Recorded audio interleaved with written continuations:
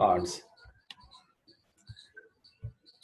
So first we should know what is the sentence. पहले हमें पता करना है कि sentence आखिर क्या होता है. Sentence is word or the set of the words that is complete in itself, and it's typically containing a subject and a predicate, conveying a statement, question, exclamation or command, and consisting of a main clause and sometimes one or more subordinate clauses. Meaning है इसका कि एक word या words का set जो कि complete meaning देता है, और टिपिकली इसमें सब्जेक्ट और प्रेडिकेट होता है, और उसमें ये हमें स्टेटमेंट के बारे में बात करता है, कोई क्वेश्चंस हो सकते हैं, एक्सक्लेमेशन या कोई कमांड इसमें हो सकती है, and it consisting of a main clause, इसमें एक मेन क्लाउज होती है, समटाइम इसमें सबऑर्डिनेट क्लाउजेस भी हो सकती हैं. So have you understood what is the sentence? Yes, Varsha? No one is replying. Sonia, Jagriti, Ajay Yadav? Yes. Understood? Yes, sir. Okay. Yes, sir. Yes, sir. Yes, sir. Now, what are the kinds of a sentence? Sentence कितने तरह के होते हैं? As we know, इसमें तो that was a net copy, but sentence commonly तीन तरह के होते हैं. जो हम स्ट्रक्चर के बेस पर बात करें तो these are simple, complex and compound. Okay, और इनका कॉम्बिनेशन भी होता है जिसमें कंपाउंड एंड कॉम्प्लेक्स एक साथ होते हैं, उसको कंपाउंड कॉम्प्लेक्स बोलते हैं. But basically we have to learn about three types of the sentences. Those are based on structures. Structure के बेस पर है कि simple, complex and compound. इसके बाद हम आगे बात करते हैं सिंपल सेंटेंसेस कितने तरह के होते हैं. ओके, कॉम्प्लेक्स एंड कंपाउंड बाद के पार्ट हैं. Today's part is of simple sentences. Okay, simple sentence में सबसे पहले नंबर पर आता है डिक्लेरेटिव, और we can call it as assertive sentence. हम इसको असर्टिव सेंटेंस भी कह सकते हैं. ओके, डिक्लेरेटिव में एक डिक्लेरेशन होता है या असर्शन होता है, डिक्लेयर करना होता है किसी चीज को. ओके, जैसे कि मैं इस हेडफोन के बारे में बात करूं तो हम कह सकते हैं headphone is very useful thing. तो इसमें हमने कुछ डिक्लेयर किया, क्लियर, या हम कुछ और चीजें कहने लगे, दैट इज द, इनको स्टेटिव भी बोलते हैं, डिक्लेरेटिव भी बोलते हैं, और इनको असर्टिव सेंटेंस भी बोलते हैं. क्लियर. देन डिक्लेरेटिव सेंटेंस की डेफिनेशन क्या है? Declarative sentence is a sentence that forms a statement, जो एक स्टेटमेंट को फॉर्म करता है. ओके, इसमें किसी की बात हो सकती है कहीं भी, या हमारी की भी बात हो सकती है, तो इसीलिए इनको डिक्लेरेटिव सेंटेंस या स्टेटमेंट सेंटेंस या स्टेटिव सेंटेंस या असर्टिव सेंटेंस, कोई भी एक नाम हम इनमें दे सकते हैं. Then it ends with a period, और ये पीरियड यहाँ पर एक कॉमा है, ये कॉमा के साथ में एंड होता है. ओके, और इसके दो टाइप्स हैं. First is affirmative and second is negative.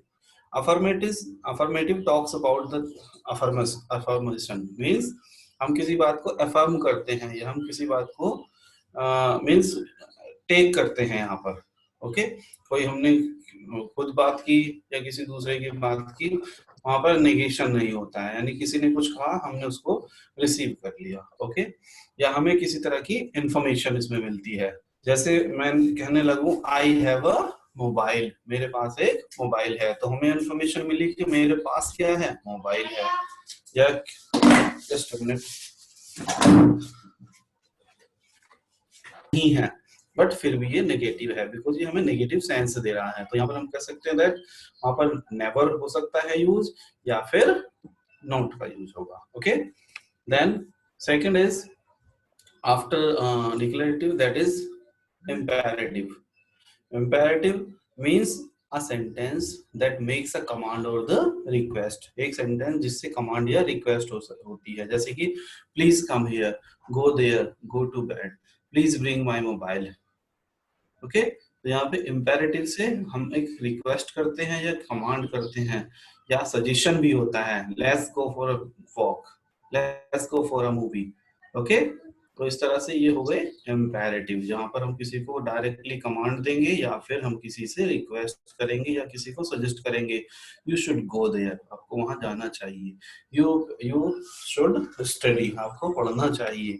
तो यहाँ पर क्या है, ये प्रपोजल है या फिर हम किसी को एडवाइस दे रहे हैं या कमांड दे रहे हैं, प्लीज कम हियर, ये रिक्वेस्ट है, गो देयर ये कमांड है। ओके, एंड यहाँ पर ये भी दो तरह का हो जाता है, एक तो ये पॉजिटिव में होता है और एक नेगेटिव में।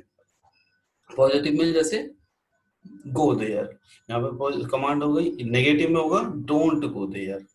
यहाँ पर सब्जेक्ट हमेशा छिपा हुआ रहता है, सब्जेक्ट यू होता है। ओके, इंपेरेटिव सेंटेंस में सब्जेक्ट यू रहेगा, यू मीन्स आप या तुम। Understood Rajesh? Yes, sir. Okay, then interrogative sentence. Interrogative sentences नाम से ही क्लियर होता है कि that the sentences those are used to interrogate someone, जो हम किसी को इंटेरोगेट करने के लिए या कुछ पूछने के लिए यूज करते हैं। तो N interrogative sentence is a sentence that forms a question. Interrogative sentence होता है जिसमें कोई क्वेश्चन फॉर्म होता है, and it ends with a question mark, और ये क्वेश्चन मार्क से यानी कि इंटेरोगेशन मार्क से खत्म होता है। जैसे कि who are you, what are you doing, how are you, okay, how many friends do you have, which is your favourite colour, what is the name of your favorite friend या best friend, okay, who is your favorite character, so these are the interrogative sentences। so हमने बात की थी sentence क्या होता है, sentence is a word or a set of the word that makes a complete sense। okay, secondly हमने बात की थी इसके kinds कितने होते हैं, there are three kinds, simple, complex and compound। okay, अब हम सिंपल सेंटेंसेस के बारे में बात कर रहे हैं।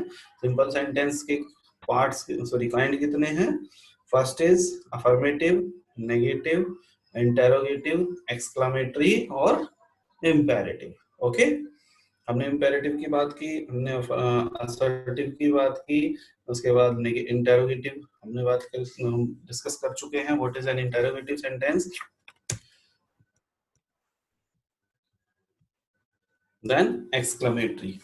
Exclamatory is a sentence that attempts to show powerful feelings or emotions, यानी जिसमें सडन फीलिंग्स होती हैं या पावरफुल फीलिंग्स या इमोशंस होते हैं, जिसको हम देख के एकदम एक्साइट हो सकते हैं, हमें देखकर एकदम शौक हो सकता है, हमें देखकर एकदम सोरो या पेन या ग्रीफ का एहसास हो सकता है, जिसमें फीलिंग्स वाले स्टेटमेंट आए, दो are exclamatory sentences.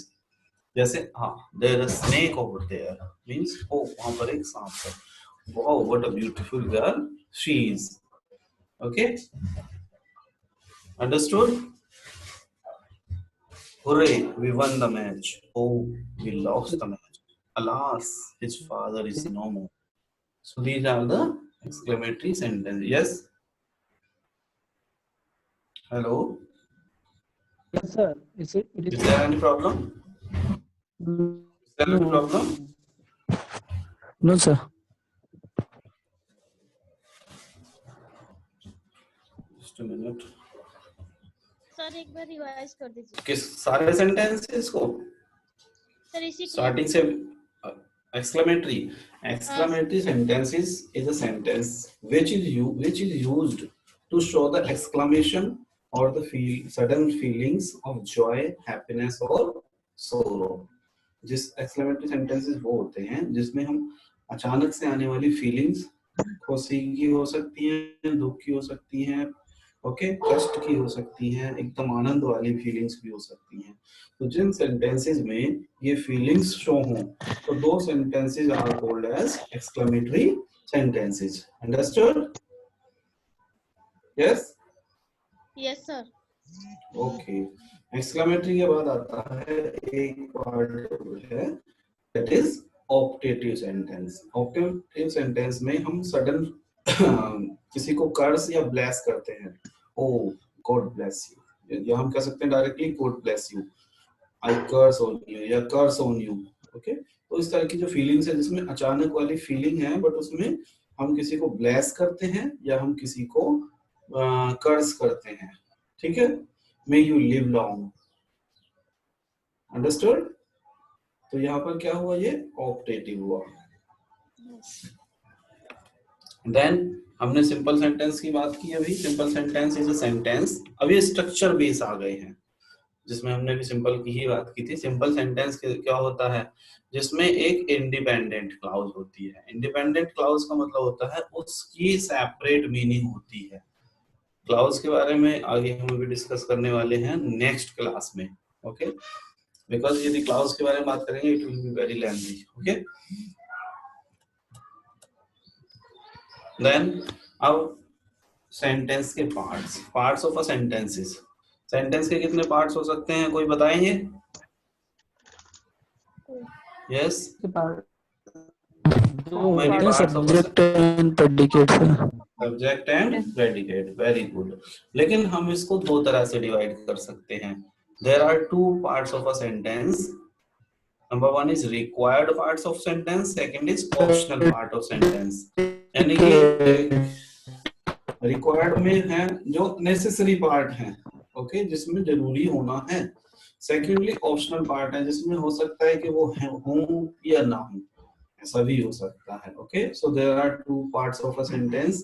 First is required parts of a sentence, second is optional part of a sentence. अब पहले हम बात करते हैं required parts of a sentence. Sentence के रिक्वायर्ड पार्ट कौन कौन से हैं? First is subject and second is predicate. ये रिक्वायर्ड पार्ट है, यानी कि ये होने जरूरी होते हैं एक सेंटेंस में। सेकंड है optional parts of a sentence, यानी उसमें ये इसके अलावा ऑप्शनल है कि ये कहीं पर पूरी तरह से मिल सकते हैं और कहीं पर सारे नहीं मिल सकते, ओके। तो एक तो इसमें से मिल ही जाता है वैसे तो, जैसे कि अब ऑप्शनल पार्ट में है, first is object, then complement, then modifier, after that adverbial, then clause and lastly phrase। तो इस तरह से 6 पार्ट्स हैं इसके जो ऑप्शनल पार्ट हैं, ठीक है। अब हम पहले बात करते हैं ऑब्जेक्ट की, ऑप्शन सॉरी सब्जेक्ट की। Subject as you know, subject क्या होता है, whom we are talking about, जिसके बारे में हम बात कर रहे हैं। It may be the doer, ये कोई वर्कर भी हो सकता है, कोई काम करने वाला भी हो सकता है। और हम जिसके बारे में हम बात कर रहे हैं, it may be a single word, understood. So the part of a sentence that tells who or what the sentence is about, जो हमें ये बताता है कि सेंटेंसेस क्या है, यानी कि सेंटेंस में कौन है या फिर वो क्या है। The subject is a noun, pronoun or the noun phrase. Subject noun भी हो सकता है, प्रोनाउन भी हो सकता है या फिर नाउन फ्रेज भी हो सकता है। जैसे कि Anshika walked down the street, Anshika सड़क की तरफ यानी कि सड़क के नीचे की तरफ गई। Second is we went to school, third is the black cat is sleeping, okay. तो इसमें हमने देखा सब्जेक्ट कौन कौन से हैं, कोई बताएंगे? वर्षा, दिवाकर, अनुष्का, वी, अंशिका, यस। इसमें अनुष्का अंशिका है है, और सेकंड में वी, और थर्ड में black cat. The already black. They are underlined, इसमें पहले अंडरलाइन किया हुआ है, फिर भी यहाँ पर हम देखते हैं that Anshika is a single word sentence, sorry subject, जिसमें सिंगल वर्ड सब्जेक्ट है। ये कोई एक सिंगल वर्ड भी हो सकता है, डबल भी हो सकता है, वो आगे हम डिस्कस करते हैं अभी। फिर है we went to school, we क्या है इसमें, ये भी सब्जेक्ट है, और वी कौन सा पार्ट ऑफ स्पीच है, वो प्रोनाउन है, ओके। फिर थर्ड है द ब्लैक कैट, ये एक नाउन फ्रेज है, यानी कैट को डिनोट कर रहा है, कैट कैसी है, ब्लैक है, और वो इसी के साथ में लगा हुआ है, that is the noun phrase. तो इस तरह से उसमें सिंगल वर्ड हो सकता है, प्रोनाउन भी हो सकता है या नाउन फ्रेज भी हो सकता है, क्लियर। इसके बाद हमें कैसे पता चले कि इसमें सब्जेक्ट कौन सा है, तो that is very easy part of easy, कि हम उसको कैसे समझेंगे। हमें सब्जेक्ट को पता करने के लिए क्या करना होगा, हम क्वेश्चन बना सकते हैं दो तरह से, हु से या व्हाट से, और लगा कर, ओके। यस, ठीक है, हु से या व्हाट से। जैसे कि हम पहले सेंटेंस की बात करें, who walked down the street, ठीक है। यहाँ पर यदि हम अंशिका के प्लेस पर WHO हु लगाएंगे तो हमें आंसर क्या मिल जाएगा? यस, आंसर हमें मिलेगा अंशिका। Okay, understood. देन अब हम सेकेंड वाले में लगाएं, who Yes, went sir. To school, और क्या आंसर मिलेगा हमें? कौन गया स्कूल को? वी, या कोई और भी हो सकते हैं, ठीक है। Who is sleeping? The black cat is sleeping, ठीक है। Kapil Dev, what is this?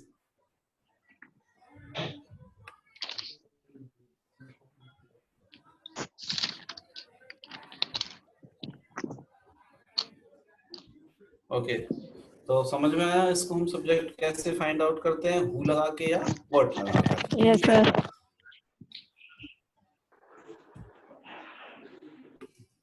Then next is unusual sentence. ये तो यूजुअल से आसानी से इसमें पता चल जाता है कि क्या है। कहीं कहीं इस तरह से भी होता है कि हम कंफ्यूज हो जाते हैं कि क्या सब्जेक्ट है। जैसे कि इम्पेरेटिव सेंटेंस होते हैं, गो देयर, अब इसमें सब्जेक्ट का नाम तो कहीं नहीं आया है, बताइए आया क्या? Go there, don't do it, no play sir. Play game, तो इसमें क्या हो सकता है? सब्जेक्ट क्या होगा बताइए? सब्जेक्ट क्या है? अभी मैंने बताया था खुद। यू होगा सर, यू। ये मैंने, हाँ यू होगा, यू होगा इसमें, ठीक है। इसमें यू सब्जेक्ट होगा। इसमें अंडरस्टूड होता है इनसे हाइड होता जब है। इंपेरेटिव सेंटेंसेस होते हैं, ठीक है। इंपेरेटिव सेंटेंस जो हमने अभी बात की थी, जिसमें कमांड, रिक्वेस्ट, प्रपोजल या सजेशन होते हैं, ठीक है। तो उसमें हमेशा क्या होता है? सब्जेक्ट ऑलवेज यू, यानी हमेशा यू अंडरस्टूड होता है कि इसमें सब्जेक्ट यू ही है। ओके, इसके बाद सेकंड हमारा एक और आता है जिसमें लिखा हुआ होता है देयर, ठीक है। जो सेंटेंस देयर से स्टार्ट होते हैं उसमें देखो क्या होगा, there there were 3 stray kitten covering under our pouch stepping this morning। इसमें क्या है सब्जेक्ट? क्या कोई बताएंगे? देयर नहीं, सब्जेक्ट नहीं है सर यहाँ। इसमें देयर सब्जेक्ट नहीं नहीं है। है। मैंने अभी, क्या हो सकता है बताइए? जी। सर थ्री किटन्स होगा इसमें सब्जेक्ट। क्या होगा? सर किटन्स होगा सब्जेक्ट। यहाँ पर होगा 3 stray kittens। Okay, kitten. अभी मैंने बताया था कैसे, जब हम करेंगे बात हु की या व्हाट की, व्हाट क्वेश्चन की? लगाइएगा। हु वर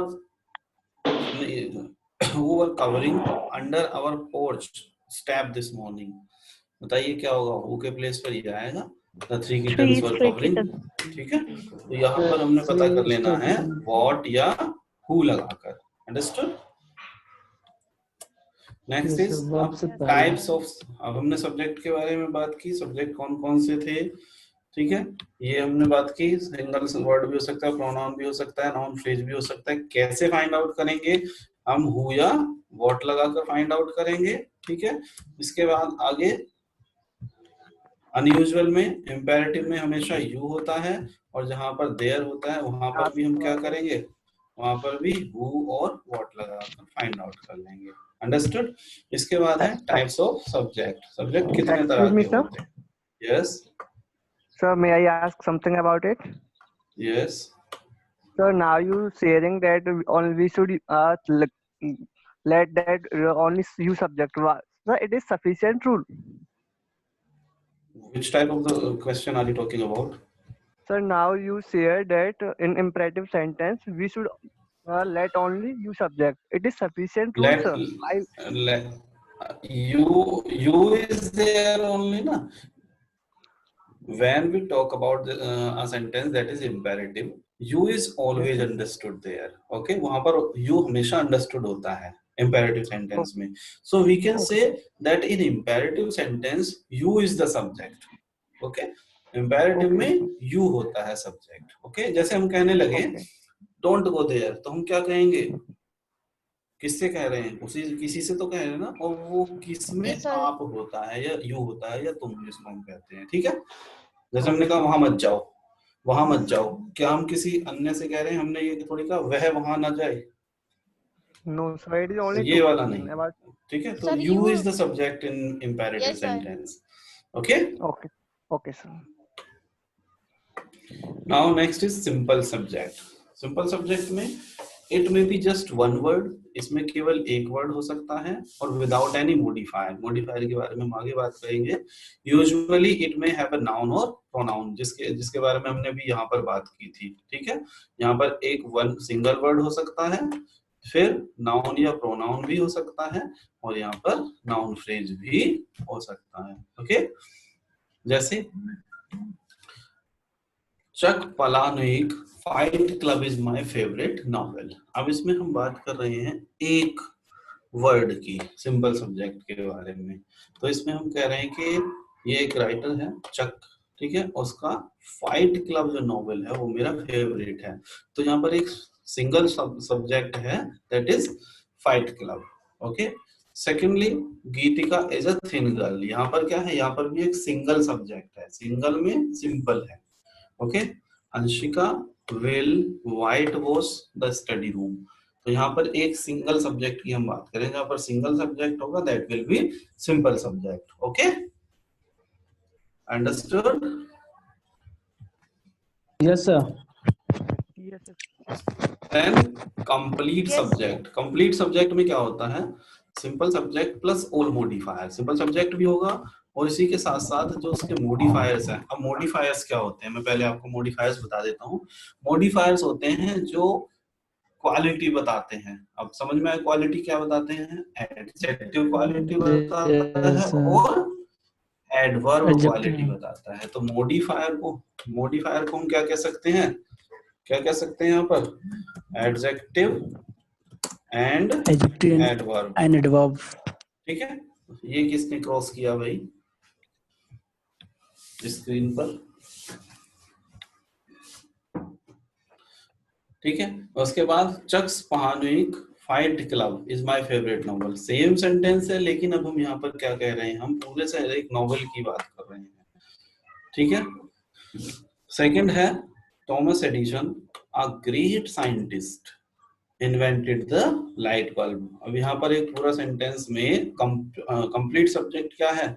कंप्लीट सब्जेक्ट जब होगा जब Thomas Edison Edison plus great scientist दोनों को मिलाएंगे, ओके। तो that will B complete sentence, sorry complete subject, understood. यानी कि उसमें एक मॉडिफायर भी हो सकता है, नाउन फ्रेज भी हो सकती है, ठीक है। अब जब तक हम ग्रेट साइंटिस्ट को ऐड नहीं करेंगे वो कंप्लीट सब्जेक्ट नहीं माना जा सकता है, ओके। तो जब उसके बाद यानी एक सब्जेक्ट के साथ साथ इसके मॉडिफायर्स भी आ जाएं, ठीक है, तो वो क्या होगा, वो कंप्लीट सब्जेक्ट होगा। हालांकि ये भी आपका पार्ट नहीं है कंप्लीट वाला, फिर भी मैं आपको बता रहा हूँ, ओके। सर तो कंप्लीट सब्जेक्ट सब्जेक्ट एक बार बता दीजिए। कंप्लीट सब्जेक्ट में एक देखिएगा सिंपल सब्जेक्ट होता है। सिंपल सब्जेक्ट यहाँ पर क्या है? Thomas Edison. यदि हम केवल ये बात करते हैं, इसको हटा दीजिएगा यहाँ से। अब देखो Thomas Edison invented the light bulb, यहाँ पर सेंटेंस पूरा है, यहाँ पर एक सिंपल सब्जेक्ट है थॉमस एडिसन, ठीक है। लेकिन यदि हम थॉमस एडिसन के साथ में ग्रेट साइंटिस्ट भी लगा दें, तो अब हम क्या करेंगे, ग्रेट साइंटिस्ट और थॉमस एडिसन दोनों एक साथ रहेंगे, ठीक है। तो यानी कि सब्जेक्ट भी रहेगा और इसके बारे में जो बात की जा रही है, यानी जो नाउन फ्रेज है, ठीक है, ये नाउन फ्रेज है, यहाँ पर इन दोनों को भी मिला दिया जाए। यानी कि ये समझिएगा कि एक सब्जेक्ट का जो पार्ट है पूरा, ठीक है। जैसे कि मैं कहने लगूं राजेश कुमार आ स्टूडेंट ऑफ 2019 बैच, तो यहाँ पर माइक राजेश ऑन से करा लेके दीजिए प्लीज। माइक ऑफ करिए पीयूष, प्लीज इनके माइक ऑफ कर दो सभी के, ओके, अंडरस्टूड। तो यहाँ पर Thomas Edison plus a great scientist दोनों को मिलाया है, तो तब यहाँ पर जाके एक पूरा कंप्लीट सेंटेंस बना है, ओके। सो कंपाउंड सेंटेंस, इसको छोड़ दीजिएगा, इसमें कंपाउंड सब वर्ड्स आते हैं, एंड, इवन, बट, ऑल्दो, इस तरह के। देन तो सब्जेक्ट की हमने बात की। Now second is predicate. जो ऑप्शन नेसेसरी पार्ट था वो क्या है? प्रेडिकेट है। प्रेडिकेट क्या होता है? प्रेडिकेट जो सब्जेक्ट के बाद में आता है, and it usually starts with the verb. ये वर्ब के साथ में स्टार्ट होता है, ठीक है। आई थिंक विजिबल नहीं है ये थोड़ा, है ना?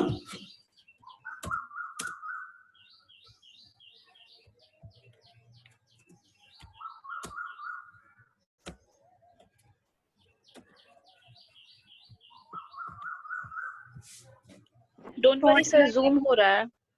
मैं करता हूँ अभी। अब दिख रहा है ना? तो predicate, the predicate of a sentence includes the verb and everything that follows it. यानी वर्ब और वर्ब के बाद में जितना भी कुछ है, दैट इज प्रेडिकेट। ओके, वो सारा कुछ प्रेडिकेट होता है। Then this typically tells what the subject does. और ये कॉमनली ये किसके बारे में बात करता है? ये वो बताता है कि सब्जेक्ट क्या कर रहा है या सब्जेक्ट क्या है।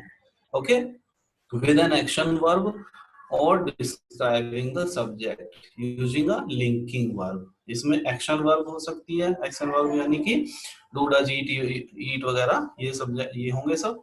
और लिंकिंग वर्ब में हेल्पिंग वर्ब हो सकती है, ऑक्सिलरी वर्ब हो सकती है। अंडरस्टूड? और इसमें कॉम्प्लीमेंट होता है। कॉम्प्लीमेंट मतलब उसके बारे में आगे पूरी क्या बात कही गई है, ठीक। जैसे he has completed his work, तो यहाँ पर यदि हम देखें तो सब्जेक्ट क्या होगा? Subject will be he, okay. और ही के बाद का जो भी पार्ट है, जो स्टार्ट किससे होता है? हैज से। हैज यानी कि, हैज यानी क्या है यहाँ पर? वर्ब। हेल्पिंग वर्ब है सर। हाँ, वर्ब है या हेल्पिंग वर्ब, दोनों ही है, मान के चलिएगा। वर्ब का ही पार्ट होता है हेल्पिंग वर्ब भी। तो Yes, जो वर्ब से स्टार्ट हो जाए एंड लास्ट तक जो भी है, that will be the part of क्या? प्रेडिकेट। ओके, ये सारा कुछ क्या होगा? वो प्रेडिकेट होगा। Second is the office will remain closed today. तो द ऑफिस क्या है यहाँ पर? The office will be subject, और विल से यानी कि हेल्पिंग वर्ब या वर्ब से जो स्टार्ट होके लास्ट तक रहेगा, that will B predicate. Okay, ये इसके अलावा हम बहुत सारे सेंटेंस बना सकते हैं। अंडरस्टूड? Yes sir. देन अब प्रेडिकेट के बाद में आगे क्या क्या चीजें होती हैं? ये रिक्वायर्ड के बाद में है, ठीक है, और ये ऑप्शनल चीजें हैं, ठीक है। ऑप्शनल में यानी कि ये चीजें पूरी तरह से मिल भी सकती हैं और कहीं कहीं पर जरूरी भी नहीं है। जैसे कि ऑब्जेक्ट, ऑब्जेक्ट तो नेसेसरी में ही आता है प्रेडिकेट के साथ में, बट मेनली जब हम बात करते हैं तो ऑब्जेक्ट के दो काइंड हो जाते हैं। तो we are talking about the objects. Objects किसको बोलते हैं? Objects are the noun phrases that are included in the predicate. वो नाउन फ्रेज होते हैं और जो प्रेडिकेट में इंक्लूड होते हैं। नाउन फ्रेज मींस जो नाउन के बारे में बताते हैं। Okay, they are the things being acted upon the verb, यानी कि वो चीजें हैं जिन पर वर्ब काम करती है, ठीक है, या एक्शन किस पर होता है, दैट इज द ऑब्जेक्ट। अब ऑब्जेक्ट भी दो तरह के होते हैं, जैसे कि कौन कौन से हैं? एक डायरेक्ट ऑब्जेक्ट है और एक इनडायरेक्ट ऑब्जेक्ट है, ठीक है। समझ में आ रहा है कि नहीं?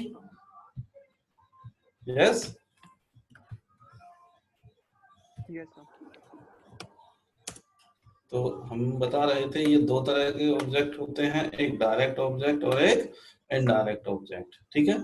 और ऑब्जेक्ट उनको बोलते हैं जिन पर वर्ब का इफेक्ट होता है। जैसे कि सुजन ब्रॉट द गिफ्ट, सब्जेक्ट क्या है यहाँ पर? सुजन, और ब्रॉट, सॉरी बोट, बोट का मतलब खरीदा, और क्या खरीदा? गिफ्ट खरीदा, ठीक है। तो अब हम पता कैसे करें कि ऑब्जेक्ट है कि क्या है, यानी कि कौन सा ऑब्जेक्ट है? तो हम पता करते हैं वॉट लगाकर या whom लगाकर, यानी कि क्या लगाकर या किसको लगाकर। जैसे कि सुजन ने खरीदा, क्या खरीदा सुजन ने? सुजन ने क्या खरीदा? गिफ्ट खरीदा। Gift. Okay, the dog caught the ball, dog यहाँ पे सब्जेक्ट है, डॉग ने बॉल को कैच किया। अब कैच क्या किया, बॉल को, किसको कैच किया, बॉल को किया। ठीक है, यहाँ पर हमने क्या या किसको, या इंग्लिश में लगाएं तो व्हाट और whom लगाकर, whom did the dog catch, dog ने किसको कैच किया। What did Suzanne bring, sorry buy, Suzanne ने क्या खरीदा, क्या खरीदा, गिफ्ट खरीदा। तो यहाँ पर जब एक्शन हो रहा है, यानी कि काम जो हो रहा है जिस चीज पर होगा, दैट विल बी ऑब्जेक्ट। अब ऑब्जेक्ट दो तरह के हो जाते हैं, first is direct object and second is indirect object. Direct object में नॉन लिविंग थिंग्स आती हैं मेनली तो, और हम डायरेक्ट ऑब्जेक्ट को कैसे फाइंड आउट करेंगे बताइए, बोलो कौन बताएंगे। Sir pronoun Yes. का जो ऑब्जेक्टिव केस होता है वो डायरेक्ट ऑब्जेक्ट होता है। जो तो पर्सनल pronoun प्रोनाउन का का, जो ऑब्जेक्टिव केस होता है, जो इसको पर्सनल सिंपल प्रोनाउन का जो ऑब्जेक्टिव केस सिंपल शब्दों में बताओ, कुछ होता बच्चों को नहीं समझ में आ रहा। है, राजेश, राजेश आपकी वॉल्यूम नहीं आ रही जैसे मी हो गया, समी हो गया। यस,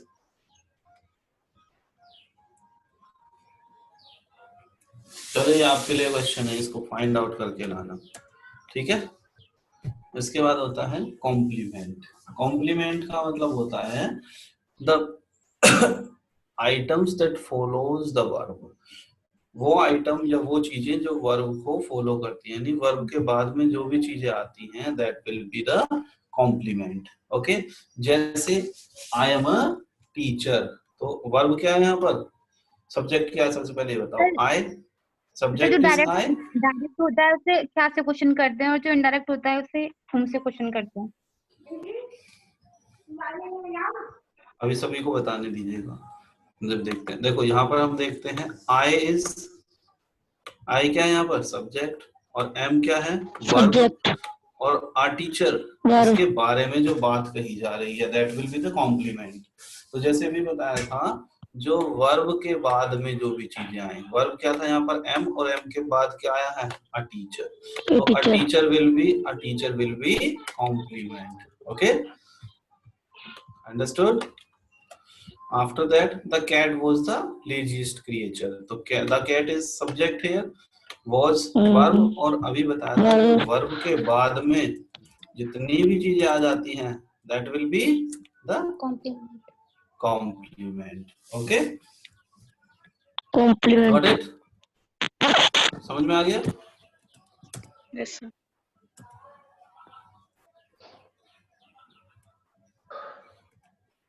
अब है मॉडिफायर। ठीक है, मॉडिफायर क्या होता है, मॉडिफायर जो अभी हमने बताया था आपको, मॉडिफायर क्वालिटेटिव वर्ड्स होते हैं, और क्वालिटेटिव वर्ड्स दो तरह के हैं, first is adjective and second is adverb. Okay, जहां पर एडजेक्टिव आ जाएगा, दैट विल बी, क्या होगा वो, मॉडिफायर। एडजेक्टिव आए या एडवर्ब आए, दोनों ही क्या है, मॉडिफायर्स हैं। मॉडिफायर्स मतलब जो मॉडिफाई करते हैं। मॉडिफाई दो तरह के हो जाते हैं। मॉडिफाई का मतलब होता है एडिंग एडिशनल थिंग्स, किसी चीज में एडिशनल यानी कुछ और चीजें जोड़ देना, दैट विल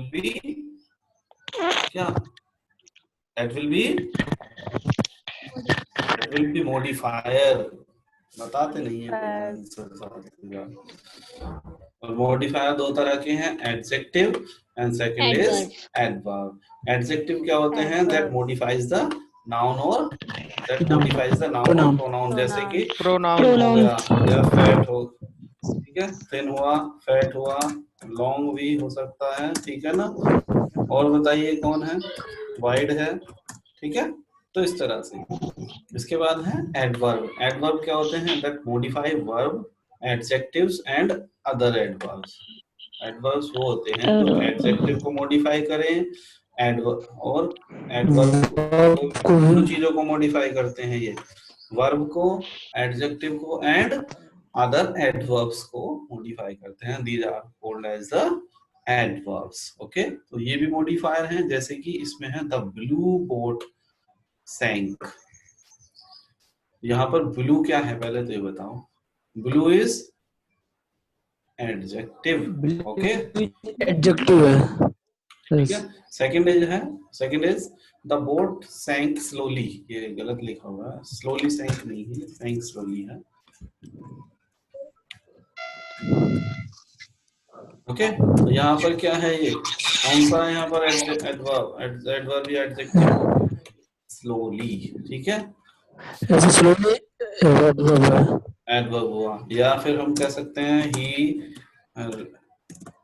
रन्स फास्ट। यहाँ पर क्या है, फास्ट। फास्ट हुआ, ठीक है। आई एम अ गुड, क्या होगा, आई एम अ गुड, ये क्या हुआ, यहाँ पर क्या है, गुड है। गुड। और गुड क्या, गुड। गुड क्या है, गुड तो सर एडजेक्टिव होगा ना।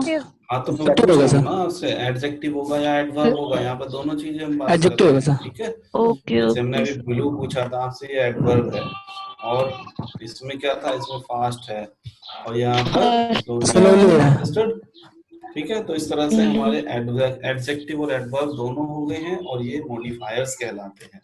इसके बाद एडवर्बियल। एडवर्बियल भी एडवर्ब ही होते हैं।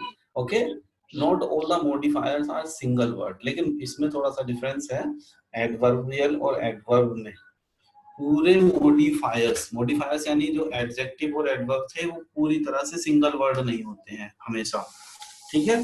उसमें कंपाउंड भी होते हैं, यानी कि एक दो शब्द जुड़े हुए हो सकते हैं। जैसे कि सी एक्सरसाइज्ड इन द मॉर्निंग। जैसे मॉर्निंग क्या है, वैसे तो मॉर्निंग एक समय है, यानी कि समय क्या है, किसमें काउंट होता है, that will B adverb. And in the morning यदि हम पूरे की बात करें, दैट विल बी एडवर्बियल, यानी एडवर्ब को भी आगे ये डिफाइन करता है, मॉडिफाई करता है। सो हम कह सकते हैं not all the modifiers are single words, sometime they are group of words that work together. वो कभी कभी एक ग्रुप ऑफ वर्ड होते हैं जो पूरा एक साथ में काम करते हैं। And when these words are in the predicate and explain how, और जब ये शब्द प्रेडिकेट में होते हैं और ये बताते हैं कि कोई काम कैसे हुआ, ठीक है, ये हाउ ये एडवर्ब का ही पार्ट है। व्हेन कब हुआ, वेयर कहाँ हुआ, एंड व्हाई क्यों हुआ, ठीक है। कोई भी एक्शन क्यों, कहाँ और कैसे हुआ, इनको हम एडवर्बियल बोलते हैं। जैसे कि सी एक्सरसाइज्ड, उसने एक्सरसाइज की, कब की, in the morning. Okay, second is the boy reached out to the teacher for help. वो टीचर के पास गया, क्यों गया, यहाँ पर क्या वाई का आंसर मिल रहा है ना, क्यों गया, फॉर हेल्प, वो हेल्प के लिए गया। ओके, आगे है आई स्किप्ड स्कूल, मैं स्कूल से रुक गया, क्यों, बिकॉज आई वॉज सिक। यहाँ पर इसका रीजन बता रहा है वाई का, ठीक है। वाई का रीजन क्या है, बिकॉज आई वॉज सिक, क्योंकि मैं बीमार था। तो ये एडवर्बियल है, जिसको हम एडवर्ब फ्रेज भी बोलते हैं, ठीक है। तो इस तरह से हम कह सकते हैं that each adverbial above modifies the verb. जो ऊपर वाले जो एडवर्बियल हैं उसमें से हर कोई वर्ब को मॉडिफाई करता है, therefore performing the function of an adverb in the sentence। और इस तरह से एडवर्ब का रोल प्ले करते हैं। सर सेकंड वाले सेंटेंस में सिर्फ वाई का आंसर मिल रहा है या वेयर का भी है साथ में? आउट टू द टीचर जो हम कह रहे हैं ना, टू द टीचर जो लिखा हुआ है, ये वेयर वो का भी दोनों के हो आता गए है, ना। यहाँ पर वेयर का भी आ जाएगा, ठीक है। यदि हम जी जी। दो तरह से आ गया, यदि हम केवल टू द टीचर की बात करें तो ये किसका आंसर मिला हमें, वेयर का। ओके, और ये फॉर हेल्प जो है, फॉर हेल्प किसका आंसर मिला है, ये वाई वाई का मिल रहा है। ओके, और यहाँ पर आई वॉज, ये पूरा सेंटेंस जो है आई वॉज सिक, ठीक है, जहां पर ये हमने इटैलिक किया हुआ है इसको। सर तो सेकंड सेंटेंस में जब पूछेगा तो कि एडवर्बियल क्या है तो पूरा देंगे, to the teacher for help. यहाँ पर पूरा दे सकते हैं, इसमें हमें केवल ये पूछ सकता है what is the adverbial in the sentence. अब आप एडवर्बियल बताएंगे, यहाँ पर टू द टीचर भी लिख सकते हैं एंड फॉर हेल्प भी लिख सकते हैं, लेकिन आपको जैसे मैंने इसमें ब्रैकेट में कर दिया है कि किसका आंसर दे रहा है और क्यों हम इसको बता रहे हैं कि एडवर्बियल है, तो आप उसको डिफाइन कर सकते हैं। जैसे हमने इसमें ब्रैकेट में लाके इसको डिफाइन कर दिया है शॉर्ट में ही कि ये हमने इसको क्यों माना है, ये क्योंकि हमें जो टू द टीचर है वो किसका आंसर दे रहा है, वेयर का आंसर दे रहा है। ओके, और फॉर हेल्प किसका आंसर दे रहा है, वो वाई का आंसर दे रहा है। Understood? Okay, thank you. Then phrase. Phrases क्या होते हैं? Phrases are also the part of a sentence, वो भी सेंटेंस का ही पार्ट होते हैं, और like the sentence they also have a group of words, इनमें भी ग्रुप ऑफ वर्ड्स होता है, but they don't have a subject or a predicate, उनका कोई सब्जेक्ट और प्रेडिकेट नहीं होता है। जैसे कि हम कहने लगे in the corner, out of the window, out of the car, ठीक है, above the head, above the bridge, under the bridge, in the river. Okay, समझ रहे?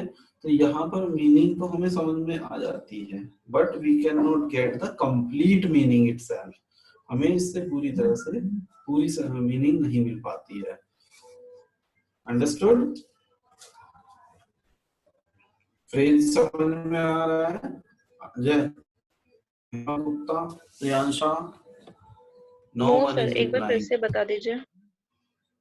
सेंटेंस का ही पार्ट होता है phrase, and phrase also have some group of words, उसमें group of word हो सकता है, but it doesn't have a complete sense, ये कंप्लीट सेंस नहीं देता है। ओके, जैसे कि हम एक सेंटेंस को लीजिएगा, ही is walking in the field, ये पूरी तरह से समझ में आ रहा है ना, he is walking in the field, और मैं केवल कहने लगूं in the field, in the river, over the bridge, under the bridge, over my head, upon the table। Yes sir. समझ में आ रहा है? तो Yes, अब sir. आप देखिएगा, he is playing in the ground, he is walking in the field, you are studying in the class, there are 50 students in our class, the fan is above my head। अब इसमें समझिएगा, ये sentence को अलग, ये जो शब्द मैंने बोले उनको अलग रखो, और अब मैं दूसरे बोल रहा हूँ, in the class, over the head, under the table, upon the chair. ये बताइए, ये समझ में आ रहा है अपॉन द चेयर क्या है पूरी तरह से? नहीं समझ में आ रहा है, बिकॉज हम ये नहीं कह सकते व्हाट इज द सब्जेक्ट, हमें पता नहीं है कि सब्जेक्ट क्या है यहाँ पर। ओके, हमें ये भी नहीं पता है प्रेडिकेट क्या है, प्रेडिकेट पूरी तरह से नहीं पता ना,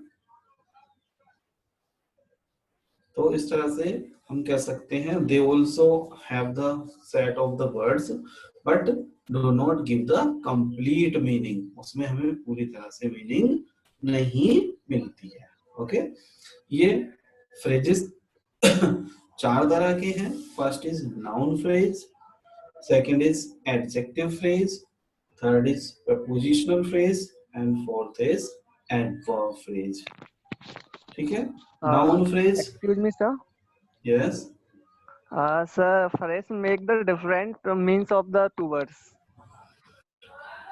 phrases makes the difference of, Two words makes different means of many words of different means. समझ It नहीं आया makes क्या कहना different चाहते means. सर मैं कहना चाहता हूँ जब हम किन्हीं 2 वर्ड्सों के जैसे कोई फ्रेज बनाते हैं तो वो डिफरेंट अर्थ शो करता है सर। नहीं, वो दूसरा वाला, वो इडियम फ्रेजेस है जो आप Okay, समझ okay. रहे हैं ना, that will be the idioms and phrases, वो अलग चीज है। And here the phrases that we are talking about is different one, वो थोड़ी सी अलग चीज है। ओके, जो वो आप इडियम एंड फ्रेज की बात कर रहे थे। Yes, okay, sir, yes. so that is the different thing and this is the different thing. Okay. So now come to the point. So we were talking about the phrases and phrases का समझ में आ गया। Phrases में भी parts of या set of words हो सकता है बट उसकी कंप्लीट मीनिंग नहीं होती है because it doesn't have a subject, क्योंकि इसमें एक सब्जेक्ट नहीं होता है। जैसे कि इन द कॉर्नर अभी बता रहे थे, इन the field, over my head या over the head, under the table, on the table, behind the curtains. यहाँ पर हमें सब्जेक्ट का नहीं पता पड़ रहा है कि who is behind the curtain, हमें नहीं पता, हम उसमें she भी यूज कर सकते हैं, ये भी यूज कर सकते हैं, कुछ भी जो हम चाहें, बट हमें मिला हुआ नहीं है. So these are the phrases and there are 4 types of phrase. First is noun phrase. Noun phrase वो नाउन की तरह से फंक्शन करती है. इसके बारे में हम बाद में डिस्कस करेंगे because the class is going to over.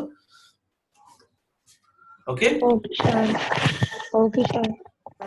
Thank you and be ready for the test. I will make a test for you. There will be approximately 40 questions. Yes. Sir adverb Yes. Phrase फिर से बता दीजिए. And अभी हमने phrase के बारे में बात नहीं की थी, वो वैसे आगे का पार्ट है, but I am telling you the gist of all these. Noun phrase है, नाउन की तरह से फंक्शन करती है, जैसे कि द व्हाइट हॉर्स. हॉर्स कैसा वाइट है. अब यदि हम कहते हैं द हॉर्स इज वाइट तो Yes, वो sir. एडवर्ब हो जाता. द हॉर्स इज वाइट हम बोलते तो यहाँ पर वाइट क्या हो जाता, एडवर्ब. लेकिन व्हाइट हॉर्स जो कि हमने हॉर्स के साथ में ही एडवर्ब को सॉरी एडजेक्टिव को ऐड कर लिया है साथ के साथ, white and horse, so that will B क्या होगा वो noun phrase. The old lady, the lame dog, तो हमने एडजेक्टिव को नाउन के साथ में ऐड कर लिया है, that will B noun phrase. उसके बाद है एडजेक्टिव फ्रेज. वो नाउन और प्रोनाउन के बारे में क्वालिटी बताता है. फिर है प्रपोजिशनल फ्रेजेस. प्रपोजिशनल फ्रेजेस में ये प्रपोजिशन का कंपोज्ड कंपाउंड होता है, यानी कि वो प्रपोजिशन से मिलकर बनी होती है. उसमें एक प्रपोजिशन का ऑब्जेक्ट होता है और इसी के साथ साथ उसमें मॉडिफाई करने वाले शब्द होते हैं. ये आगे का पार्ट है बिकॉज फ्रेजेस थोड़ा सा लंबा हो जाएगा. ठीक है. Yes, sir. सर ये सर एक बार फ्रेज कॉम्प्लीमेंट बता दीजिए, जस्ट डिफाइन. किसका कॉम्प्लीमेंट. कॉम्प्लीमेंट? कॉम्प्लीमेंट पीछे वाला पार्ट था. देख, कॉम्प्लीमेंट का मतलब होता है किसी के बारे में जो बात कही गई है. Okay, so that will be the complement. ये वर्ब के बाद में होता है, जैसे कि आई एम अ टीचर या आई एम योर टीचर. यहाँ पर आप देखिएगा मैंने बताया था वर्ब के बाद में जो कुछ भी है. ओके, टीचर हो गया. जैसे कि he will go to his mother's house. ठीक है, इसमें क्या है देखिएगा, अभी बताया था जब To his mother's house House. is a His mother's compliment. house. गो के बाद देखो, गो के बाद में, गो के बाद में जो भी कुछ है that will be the complement. Okay, His mother's house. Okay sir. या हम कहने लगे I am the best badminton player. ठीक है, तो यहाँ पर क्या होगा, The best badminton the player. Best badminton player, Player. क्योंकि अभी हमने बताया था आफ्टर द वर्ब, वर्ब के बाद में जो भी होगा दैट विल बी क्या होगा वो Compliment. Compliment. Compliment. Complement. Compliment. इसके अलावा हालांकि इसमें अदर चीजें भी होती हैं, एक ऑब्जेक्ट कॉम्प्लीमेंट है, एक सब्जेक्ट कॉम्प्लीमेंट है, लेकिन that is not your part.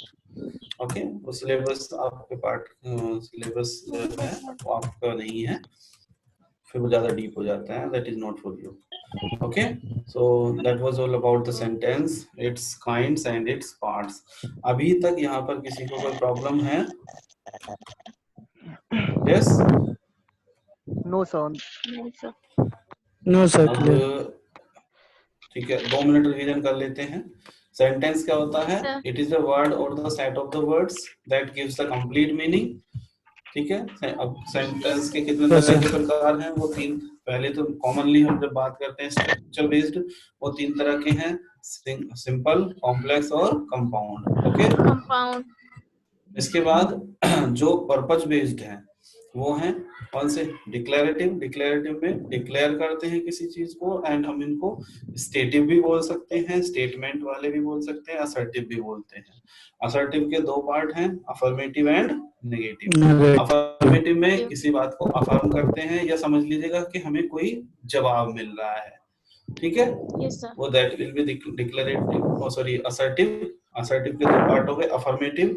Affirmative में हमें किसी बात को अफर्म करते हैं, जो हमें किसी का आंसर मिल रहा है ये मान के चलिए, और नेगेटिव में हमें कोई आंसर नोट में मिल रहा है या नेवर, ओके, या कोई हमें जो स्टेटमेंट मिल रहा है वो नेगेटिव में मिल रहा है, वो नेगेटिव हो गया। उसके बाद इंपेरेटिव। इंपेरेटिव